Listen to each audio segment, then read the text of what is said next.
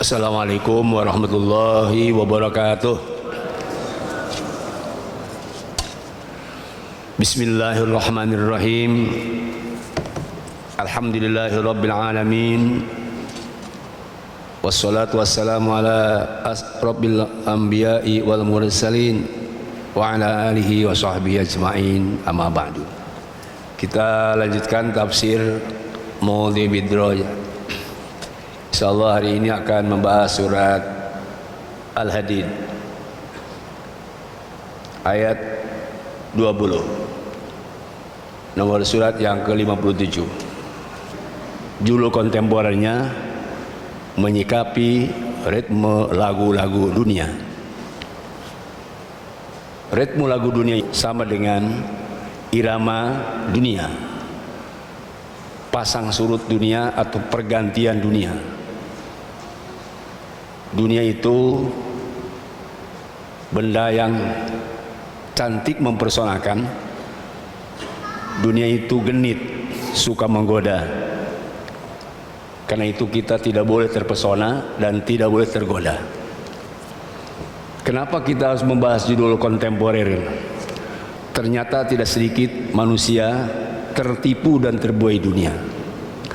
Karena itu ayat 20 surah Al-Hadid ini menjelaskan tentang 5 hal. Dunia itu digambarkan 5 hal. I'lamu anna hayatud dunya, ketahuilah bahwa kehidupan dunia pertama laibun. Kalau istilah saya PSPBB. PSPBB itu pertama laibun, permainan. Dan kedua dunia itu lahun, sendaguro. Yang ketiga zinatun, ketiga adalah perhiasan. Keempat dunia tafahurun, bermegah-megahan. Dan yang kelima dunia ini takatsur, berlomba-lombaan. Ini kalimat-kalimat yang ada di dalam ritme lagu dunia atau irama-irama dunia. Menyenangkan memang dunia itu, seperti menyenangkannya sebuah lagu ketika iramanya dilantunkan dengan cara yang baik. Tidak sedikit orang yang tergoda dunia, sedang dunia itu dilantunkan oleh gurur, yaitu setan yang memperdayakan manusia. Nah, karena itu kita juga harus melihat contoh dunia yang tadi menipu.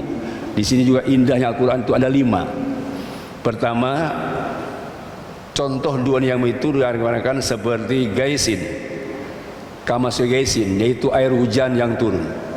Kemudian yang kedua digambarkan nabatuh, seperti tanam-tanaman, pohon-pohonan yang indah mempersonakan.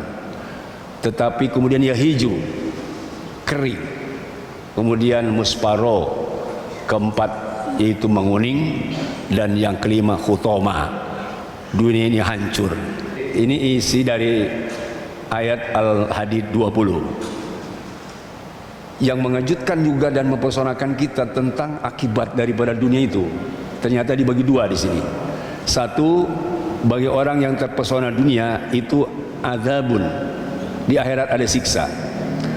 Dan yang kedua, orang yang terpesona dunia tidak hanya siksa, tapi syadidun, siksanya sangat keras. Tetapi di balik itu, bagi orang yang tidak tertipu dunia, mempergunakan dunia dengan cara yang baik, mendapat pertama maghfiratun, ampunan. Dan yang kedua, ampunan ini bukan karena dia semata hanya meninggalkan dunia, karena Allah mewanti-wantikan tentang kehidupan dunia. Kalau dunia orang kafir namanya mata'un qalil, kehidupan sesaat, sedangkan kehidupan dunia bagi orang mukmin adalah mata'ul gurur. Jadi yang berikutnya adalah dapat ampunannya dari Allah. Sedangkan yang kelima, selain mendapat ampun dari Allah, orang yang bisa menggunakan dunia dengan baik mendapat ridwanun, yaitu keriduan dari Allah Subhanahu wa taala. Itulah ritme lagu dunia yang disebut di Al-Quran. Termasuk contohnya juga bagaimana kita bisa daripada dunia sehingga dapat maghfirah, ampunan, dan mendapat kerelaannya. Kerelaan itu digambarkan sekarang relawan. Relawan itu banyak meridhoikannya tentang kehidupan dunia untuk orang lain dan dimanfaatkan sebaik-baiknya bagi yang orang punya kapasitas untuk memakmurkan dunia, sehingga sama dengan pahlawan, yaitu banyak pahalanya, banyak mengorbankan harta untuk kebaikan, banyak mengorbankan tenaga untuk kebaikan, dan banyak untuk menguras pikiran untuk kebaikan. Itu namanya relawan. Ini relawan ridwan minallah. Tetapi kalau mendorong kemaksiatan, memacu kedurhakaan, dan memotivasi kezaliman, itu relawan dari setan. Artinya dia dibujuk oleh setan, tapi relanya kepada setan, karena setan membujuk manusia dengan dunia. Jadi ada dua relawan berarti itu. Ya, ada relawan mendapatkan kebaikan dan ridho Allah atau ampunan Allah, dan ada relawan mendapatkan azabun, siksa yang keras di akhirat kelak. Saya perlu menyikapi tafsir maudhu'i bidiroi, artinya realitas kenyataan sekarang tentang dunia ini. Nanti solusi efektif dunia yang digambarkan oleh para ahli sejarah, pada abad ke-11 pernah terjadi juga gejolak yang sangat memukau bagi kehidupan politik saat itu. Hampir saja tak ada mampu orang yang menyelesaikan tentang perpolitikan kecuali para kaum sufi, orang yang bersih hati, yang berzikir, kemudian dia berpikir menurut masa depan yang cemerlang. Diselesaikan kerancuan politik itu oleh ulul albab. Ulul albab dijelaskan dalam surah Imran ayat 190-191. Itu orang yang berzikir dan berpikir. Kita akan jelaskan nanti siapa ulul albab yang sebenarnya, yang bisa menyelesaikan dunia. Kemudian berikutnya juga kita harus memahami bahwa solusi efektif menurut para ahli sejarah, bahwa dunia disikapi itu dengan zuhud. Zuhud artinya pakdu ala kotika bil mal. Hati tidak terkait kepada dunia, hati tidak terkait kepada dunia, sebab hati tempatnya untuk takwa dan iman kepada Allah. Kita jelaskan juga nanti seperti apa juhudnya para ulama dahulu sehingga bisa selesai perpolitikan yang carut marut saat itu. Dan kita juga sekarang lihat dan dengar, saksikan begitu carut marutnya tentang dunia, sebab ada kalimat tadi tafakhur wa takatsur, berlomba-lomba untuk mencari kemewahan dan berlomba-lomba untuk mencari kebenaran dan keadilan. Itu perlombaan itu di dalam tafsir ayat takatsur fil amwal wal audan itu yang negatif. Berlomba-lomba untuk mencari harta dan berlomba-lomba untuk mencari pengaruh, ini kena sudah dicontohkan dulu zaman Fir'aun. Insyaallah kita jelaskan nanti bagaimana perlombaan mereka dalam hal yang negatif. Juga mungkin nanti ada perlombaan yang positif. Tetapi yang jelas kalimatnya adalah juga ada tafakhur. Jadi dua kalimatnya tafakhur dan takasur, ini dua kalimat yang muncul karena akibat orang mengejar dunia, sehingga mencari dunianya bukan untuk kebukuhan, tetapi untuk tafahur, bermegah-megahan dan saling sikut sana sini karena untuk mencari kemewahan, dan ini yang dilarang. Di dalam ayat ini juga ada zinatun, tadi dunia yang dilarang, ada perhiasan yang berlebihan, juga ada lahun, sendaguro. Sendaguro itu seperti orang sandiwara, dan lahbun ada permainan seperti kita kenal seperti permainan sepak bola. Kalau sepak bola kesebelasan sebelah kanan, kesebelasan sebelah kiri, maka di situ ada wasit. Ketika orang bermain sesungguhnya seperti sebab sudah dapat bola harusnya dibawa pulang.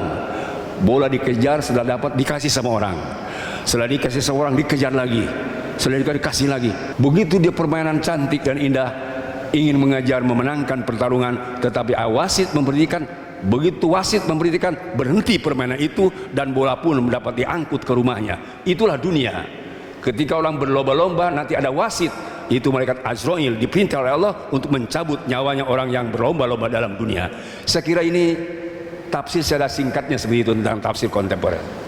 Oleh karena itu hadirin Allah, menyikapi dunia ini sebetulnya harus dengan cara sederhana. Di dalam bahasa ilmiah yang saya sering sampaikan, menyelesaikan dunia profesional. Apa arti profesional? Profesional keahlian memang harus diserahkan ke ahlinya, dan kita harus paham kalau kita memang sudah ahli ibadah, ahli akhirat, sebenarnya kita tidak boleh terganggu. Itu dua pengertian profesional. Profesional, dunia harus selesai secara profesional, serahkan ke ahlinya, insya Allah dunia itu selesai, perpolitikan itu selesai, apapun yang diserahkan ahlinya selesai semua. Tetapi kalau diserahkan kepada bukan ahlinya, akan carut marut dan berantakan selama-lamanya dunia itu. Pengertian berikutnya, solusi dalam maksudnya harus dengan santai lah gitu. Ya, tidak boleh tadi kita terlalu cinta, tidak boleh terlalu benci. Tidak boleh kita terlalu ingin mengejar sukses, tetapi juga tidak boleh terlalu lambat kita ketinggalan. Nah, jadi saya kira dunia seperti itu. Kalau dalam istilah dunia itu kan naik turun, Mbak. Di surat Al-Imran ya, naik turun. Tutil kulu kaman tasa wa tanjum kaman tasa, itu ayat 26. Artinya kekuasaan bisa diberikan kepada seorang dan dicabut dari seseorang. Karena itu ada tafsir dalam tafsir kontemporer. In aradta alla tazula fala tatawalla wilayatan la tadumulak. Kalau kamu di dalam dunia itu tidak mau dimakzulkan, tidak mau diinvestment dan tidak mau diturunkan, maka tidak boleh menguasai sesuatu yang tidak kekal. Apalagi sudah ditentukan 2 periode misalnya. Konstitusi misalnya 1 tahun atau 2 tahun. Maka kalau sudah ada ketentuan, itu hanya la tadum, tidak kekal. Kalau dia terus ingin kekal selamanya melanggar ketentuan itu, maka pasti dimakzulkan atau diinvestment atau mungkin diturunkan dari jabatannya. Karena itu kita harus mencari sesuatu yang kekal. Apa itu sesuatu yang kekal? Sesuatu yang kekal artinya mencari keridhaan Allah, mencari karunia Allah sebagai ibadah kepada Allah, itu yang kekal. Sebab ibadah itu tidak hanya dia menguasai sesuatu, tidak sebatas dia jadi pejabat, rakyat pun bisa ibadah. Demikian dalam beribadah, tidak hanya orang-orang kaya yang bisa ibadah, orang miskin pun bisa ibadah. Jadi kalau niatnya ibadah, dunia itu tidak jadi ukuran, besar atau kecil, rakyat atau pejabat bisa bersama-sama ibadah kepada Allah Subhanahu wa taala. Itu cara yang dicari. Kalau tidak bisa turun, jangan suka naik. Ya. Kalau tidak mau dicela, jangan suka tampil di depan. Dia tidak mau sedih, jangan mencari senang. Sebab kalau kesenangan pasti ada kesedihan. Siap gak dia berhadapan dengan situasi? Kalau dia tidak siap berhadapan dengan situasi, jangan aksi. Sebab ketika ada aksi, pasti ada reaksi. Kalau dia tidak mau dipecat, jangan jadi pejabat. Kalau dia tidak mau dikecewakan, tidak boleh dia terlalu mengharap. Sebab dalam ilmu psikologi, setiap orang yang mengharap pasti kecewa. Kenapa? Karena risiko ketika ada sesuatu yang diharapkan, pasti kalau bukan kepada Allah akan kecewa. Kecuali mengharapnya sesuatu kepada Allah Subhanahu wa taala, Allah tidak akan mengecewakan hambanya yang beribadah. Tetapi kalau kita mengharap seseorang, pasti ada kekecewaan. Hadirin rahimakumullah, sebetulnya ini sedikit tentang dunia tadi, siklusnya seperti itu. Nah, karena itu kita harus secara santai saja. Makanya dalam hadis itu, ahbib habibaka nu'amma, cintailah oleh kamu sesuatu sederhana saja. Sebab asa ayakuna baghidaka ya mama. Sebab terkadang yang dicintai oleh kamu bakal jadi musuh. Dunia itu, Pak, dunia itu termasuk kekuasaan. Seperti itu. Waghdud baghidaka ya mama. Kalau benci kepada seseorang sederhana saja. Asa ayakuna habibaka ya mama. Sebab satu saat orang yang dibenci bakal jadi teman. Bisa terjadi kan? Bagaimana melihat situasi sekarang? Dalam bahasa kita, di dalam politik itu tidak ada teman abadi. Sebab yang ada adalah kepentingan pribadi. Jadi kalau kita tentang masalah tadi tafahur, ini memang untuk pribadi. Kenapa dia harus tafahur punya dunia, tidak untuk segera diberikan kepada yang lain? Seperti yang saya sampaikan minggu lalu, tidak boleh terlalu lama kita kalau punya sesuatu. Sebab orang lain juga ingin menikmati dari sesuatu yang kita miliki. Kemudian berikutnya kita juga bisa memahami dalam situasi sekarang, sebab ada tafsir dari ayat ini, in ragabtal bidayah zadatkal nihayah. Kalau kamu terpukau di awalnya, maka kamu akan bosan di akhirnya. Wa indaka ilaiha dhahir nakanal batin. Kalau kamu terpukau karena sebab lahirnya, ingat, hakikat dari yang kamu ingat itu akan menahan kamu atau kamu tidak bisa melaksanakan dengan baik. Kalau hanya lahirnya saja. Artinya kalau kita terpukau oleh lahirnya, hati-hati, kita tidak bisa mendapatkan substansi daripada apa dunia yang ada di depan kita. Karena itu kita menghadapi dunia harus nilai-nilainya, bukan di akhirnya. Kalau dohirnya saja kita akan tertipu, Pak. Sebab al-kaun, dunia itu dohiruha gurrotun, lahirnya menipu. Tapi wabatinuha ibrotun, hakikat dunia sebenarnya ada pelajaran bagi kita. Apapun yang terjadi, Pak, luar dunia itu pasti menipu semua, tipu-tipu semua dunia itu. Yang namanya cantik itu kan relatif. Makanya di Quran surat Rum 21 itu sampai Allah berfirman, mawaddah itu kan dunia atau materi atau biologis. Allah ciptakan bogoh, dede, mawaddah. Seandainya tidak membuat rahmah, tidak akan yang kekal rumah tangga itu. Pertama mungkin orang secara biologis dulu. Pankihu ma tobalakum, nikahilah isi yang kamu senangi. Artinya biologis. Dibolehkan? Boleh. Tunkal mir ahli Jawa lib arba'in. Nikah sama perempuan boleh 4 hal. 5 liha dengan hartanya, liha sabiha kena turunannya, wali jamaliha dan kena cantiknya. Bahkan ada juga wali sabiha kena turunannya. Tapi yang keempat ada padpar bidatid din. Tidak hanya itu yang 3. Dapati kamu, cari oleh kamu wanita atau laki-laki yang beragama. Jadi nilai sebetulnya. Bukan dilarang. Bukan dilarang kita dohirnya, tapi ingat, tidak tahu hakikat, dohir akan menghalangi beribadah kepada Allah, artinya menipu. Ya, wa indaka ilahil dohir nahaka ahna batin. Ini saya kira tafsir daripada surat Al-Hadid ayat 20. Hadiratullah, tadi saya akan memberikan contoh bagaimana perlombaan dan berbangga-bangga tentang dunia. Mari kita perhatikan di Al-Quran surat Al-Mu'minun 32 kalau sudah ayatnya, ya. Di situ jelaskan begini, Pak. Fir'aun ngomong begini kepada Haman, wahai Haman, ibnili, bangunkanlah buatku, bikinkanlah aku sarhan. Itu adalah bangunan alien yang tinggi, bangunan yang mewah, bangun yang tinggi. Artinya sekarang bangunan tinggi itu disebut mencakar langit. Kenapa Fir'aun minta dibangunkan bangunan yang mencakar langit? La'ali ablugul asbab, supaya aku bisa naik ke tingkat yang tertinggi. Bangunan yang dibuat, yang diminta oleh Fir'aun kepada Haman itu adalah bangunan yang tertinggi. Kalau kita lihat ayat ini, Haman adalah arsitektur terulung. Dia sudah ulung. Sebab apa? Melihat kemampuannya Fir'aun kepada Haman luar biasa. Selain dia ahli IT, berkembang teknologi juga. Coba buatkan bangunan yang alien, yang tinggi, la'ali ablug asbab, supaya aku bisa naik ke tinggi, tempat yang tertinggi. Pintu apa? Asbabas samawat, yaitu pintu langit. Kenapa dia minta dibangunkan yang tinggi seperti tadi bisa naik ke langit? Sebab dia bilang, ini la'adunnuhu kadhiba, saya yakin Musa itu bohong. Aku ingin dibangunkan yang tinggi itu supaya pahutali'a ilah Musa, aku ingin tahu itu Tuhan Musa seperti apa. Dia punya kota yang hebat, tetapi dia ingin dibangunkan suatu tempat yang lebih hebat lagi dan ingin melihat Tuhannya Musa. Kalau mungkin sudah punya IKNM, sudah punya ibu kota negara Mesir, tetapi dia ingin pindah ke kota lain, ingin melihat Tuhannya, ingin lihat, itu Fir'aun seperti itu. Karena itu di Quran, wa kadzalika zuina li fir'auna su'amali wa sudan sabil.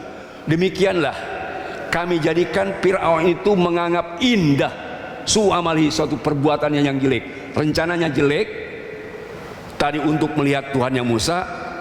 Dan apakah mampu Haman itu membuat bangunan itu? Kalau menurut di Quran, Pak, itu bisultan. Bisultan itu ada 2. Bisa saja orang mampu membuat bangunan tinggi, satu dengan ilmu pada saat kuasai, dan ada dengan kekuasaan Allah. Makanya latan budu ila bisultan itu amar li ta'jiz. silahkan kalau kamu mampu membuat bangunan tinggi naik ke langit, tapi la tanbuduna illa bisultan, tidak mampu kecuali dengan kekuasaan Allah Subhanahu wa taala. Makanya disebut di Al-Qur'an, ya, wa ma kadu fir'aun illa fitabab. Tidak ada rencana Fir'aun pada saat itu karena dia impossible menyuruhnya. Kekayaan Qarun kalau dikumpulkan untuk membangun itu tidak cukup. Qarun memang kaya raya. Kalau itu uang dikumpulkan oleh Fir'aun, uangnya Qarun dikumpulkan tidak mungkin cukup. Bangunnya sampai ke langit pencoba. Di mana duitnya? Makanya wa ma kaidu fir'aun illa fitabab. Tidak ada rencana Fir'aun itu dihancur leburkan oleh Allah Subhanahu wa taala. Tetapi di ayat itu dijelaskan ada waqala alladzi aman. Ada orang yang beriman. Menurut para ahli tafsir bukan Nabi Musa. Menurut ahli tafsir adalah temannya Haman. Sebab Haman itu begini, doa. Haman itu menurut sejarah adalah ulama yang hafal berbagai kitab, tetapi dia menyimpang. Dia ahli arsitektur dan ahli teknologi, ahli IT, tetapi dia ikut Fir'aun. Sedangkan satu lagi dia masih kekeh, masih solid, yaitu mendukung Musa. Jadi sejak dulu sudah ada dua ulama, Pak. Satu ulama penjilat, yaitu menjilat kepada Fir'aun. Satu lagi ulama yang kekeh, ulama lurus. Dia bilang, qalat tabi'un, orang Bani Israel, jangan ikut Haman, jangan ikut Fir'aun, ikuti aku. Ahdikum sabil rasad, insya Allah aku akan tujukan kamu ke jalan yang lurus. Itu. Makanya di ayat itu, innal hayatad dunya illa mataul ghurur. Ingat kata ulama lurus ya. Ingat dunia yang dikuasai oleh Haman dengan Fir'aun dan Qarun itu adalah gurur, tipuan. Tipuan bagi kamu. Jangan ikut kepada Qarun, Fir'aun dan Haman. Sesungguhnya akhirat itulah tempat yang kekal abadi.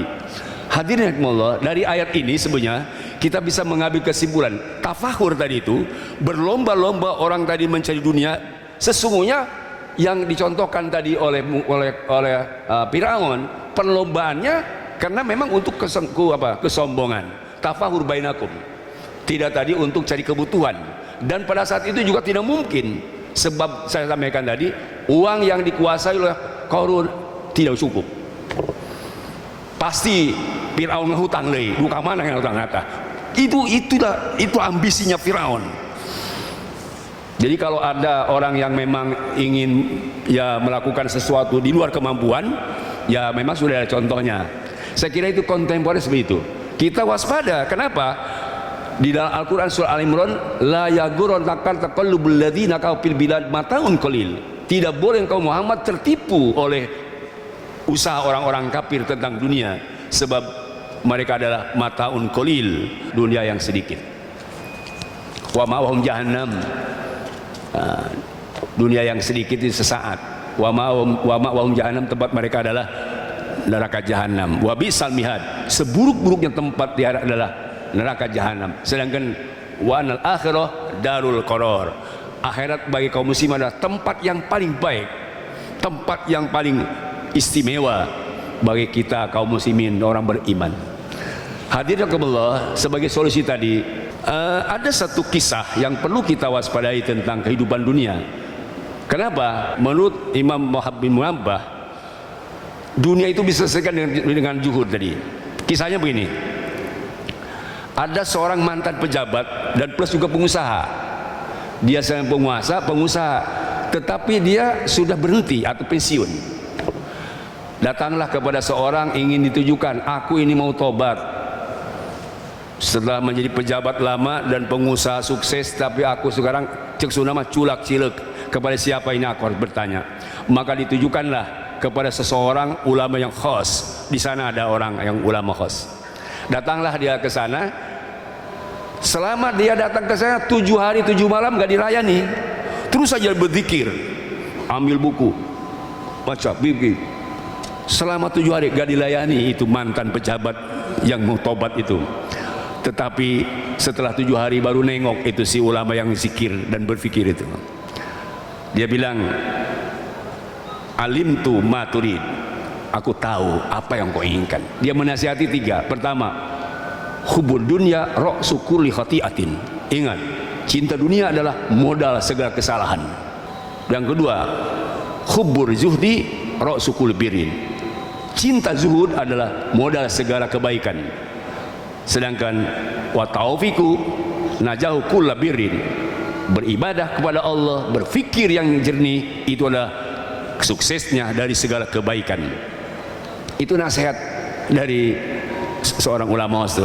Lalu dia bilang, penasaran aku itu, ingin tahu gimana kamu kok bisa berpikir begitu. Begini ceritanya, aku ini punya kakek dulu. Kakek aku adalah hukama zu'ama, dia ahli pikir, ahli mikir, dan betul kakek aku juga pengusaha sukses. Sebelum meninggal dia wasiat kepada aku. Di antaranya wasiat kakeknya itu menggambarkan tentang dunia. Ini tadi surat Al-Hadid, Pak. Kamathal gaisin. Kakek aku menggambarkan dunia itu seperti 7 hal. Pertama, bilma ilmil. Dunia ini seperti air laut. Cukup berbahaya itu laut, tetapi begitu naik ke atas, itulah dunia menjadi dhillil ghamam. Yang kedua, seperti awan yang mendung di atas. Awan yang mendung di atas juga bisa menipu, bisa menyenangkan petani ketika mau turun hujan, tapi kadang-kadang tidak jadi hujannya. Maka yang ketiga, dunia itu bil barikil khalb, seperti kilat yang memecahkan awan itu.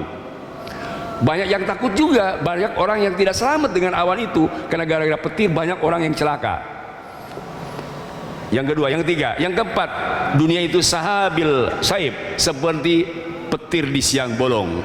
Ketika tidak ada hujan kemudian turun hujan, itu juga bisa madarat, bisa manfaat. Sebab hujan itu kalau lebih itu bisa banjir, kalau kurang juga tidak cukup. Kemudian berikutnya yang kelima, dunia itu zair rabi, seperti tanaman yang tumbuh bagus, subur, berhijau, tetapi yang berikutnya itu bisa hancur dan bisa kuning tadi itu. Yang keenam, dunia itu kata kakekku ahlamin naim, seperti orang yang mimpi, sedang tidur mimpi. Kalau mimpi itu Pak dibawa ke mana-mana, ke istana, temu bidadari, naik mobil Fortune, di gigirnya ada duit banyak. Begitu bangun gak ada apa-apa. Itulah dunia kata kakekku. Ini seorang ulama menasihati bekas pejabat tadi. Kemudian yang ketujuh, dunia itu selain dunia itu juga ambil asalil musabil sam, seperti madu yang bercampur racun. Madu itu memang manis, tapi di dalam ada racun. Kata si ulama yang tadi hebat itu, itulah nasihat dari kakekku. Tetapi kemudian aku tidur. Setelah tidur aku mimpi. Di dalam mimpi itu aku bertanya kepada kakekku, biayi sayin yakun zul di dunia, bagaimana caranya orang bisa zuhud dari dunia? Kakekku menasihat ada 4. Pertama, orang tidak bisa zuhud dengan dunia kecuali dengan yakin. Yakin seyakin-yakinnya kepada Allah. Itu pertama. Kedua, tidak bisa yakin kecuali dengan sobar. Kalau orang tidak sobar gak bisa, ya harus sobar, yang yakin. Dan orang tidak bisa sobar kecuali dengan belajar. Yang ketiga, harus belajar kalau bisa sobar. Dan yang keempat, orang tidak bisa belajar kalau tidak seria dengan mikir. Makanya itu ulama tadi, ulama albab, dia bersikir sampai 7 hari 7 malam gak bisa nengok kepada tamunya, dan terus dia berpikir. Kata si ulama yang tadi itu menasihat, pelihara itu yang 4 tadi itu. Apa itu yang 4? Tadi pertama, yakin kepada Allah Subhanahu wa taala dengan adanya akhirat, dan kedua harus sobar, dan ketiga selalu belajar, dan keempat selalu berpikir. Hadirin rahimakumullah, itulah gambaran kita menyikapi kepada dunia. Karena itu mudah-mudahan pertemuan ini menyikapi hiruk pikuknya perpolitikan kita, sekali lagi harus dengan zuhud, sederhana saja, jangan terlalu mengharap. Sebab orang yang selalu mengharap kepada dunia bisa kecewa. Serahkan saja, tawakal kepada Allah Subhanahu wa taala. Insya Allah Allah memberikan yang terbaik bagi kita semua. Karena yakin semuanya adalah Allah yang memberikan. Kemudian kita harus selalu sobar menunggu pertolongan dari Allah. Kemudian selalu belajar, dan kemudian kita selalu berpikir. Berpikir artinya kecerdasan. Yang sampaikan kemarin jangan lupa, tandanya orang cerdas berpikir 3. 1, mumayizan, harus bisa memisahkan hak dan batil, salah dan benar. Dan kedua, mutasafihan, dianalisis oleh kita, mana yang benar, mana yang salah, apa alasannya benar, apa alasannya salah. Baru yang ketiga, ahdul aula minhuma, ambil yang paling utama dari kedua itu. Kalau bapak mengambil sekarang yang dolim, berarti bapak tidak cerdas. Kalau mengambil yang adil, itu cerdas. Kalau bapak mengambil orang yang korupsi misalnya atau salah, tidak cerdas. Ambil yang tidak itu. Dan mungkin dari aspek umur, usia, wawasan, ini adalah hak kita untuk memilih dan hak kita untuk mengambil pilihan yang terbaik dari yang baik. Mudah-mudahan dunia tadi memang genit dan menipu sebab dibujuk oleh setan seperti Firaun. Kemudian dunia juga bisa menjadi kesenangan bagi kita di dunia dan akhirat. Kita insya Allah dapat dunia sebagai fadl dari Allah, apapun yang diberikan pada Allah, dan insya Allah kalau kita belum dapat, itu adalah imtihan ujian. Sedangkan orang-orang kafir dapat dunia dan istidraj, dan kalau mereka tidak dapat adalah siksa. Kita insya Allah Pak, kalau dapat kita dapat karunia, kalau kita belum dapat kita dapat ujian. Bagi mereka yang dolim, yang kafir, yang munafik, dapat baik dunia, ilmu atau jabatan, itu istidraj, lahirnya saja nikmat tetapi hakikatnya adalah azab. Dan kalau mereka tidak dapat, maka mereka ada di azab. Mereka yang dolim di dunia disiksa, dan balik kurang di dunia, di akhirat masuk api neraka. Bagi manusia yang adil dan benar, di dunia dapat ujian dan di akhirat masuk surga. Inilah maghfiratu minallah wa ridwan, keriduan dari Allah dan ampunan dari Allah Subhanahu wa taala. Mudah-mudahan Allah Subhanahu memberikan taufik hidayah dan kita maut husnul khotimah. Subhanakallahumma bihamdik asyhadu an la ilaha illa anta astaghfiruka wa atubu ilaik. Wa sallallahu alaihi wa sallam Muhammadin walhamdulillahi rabbil alamin. Assalamualaikum warahmatullahi wabarakatuh.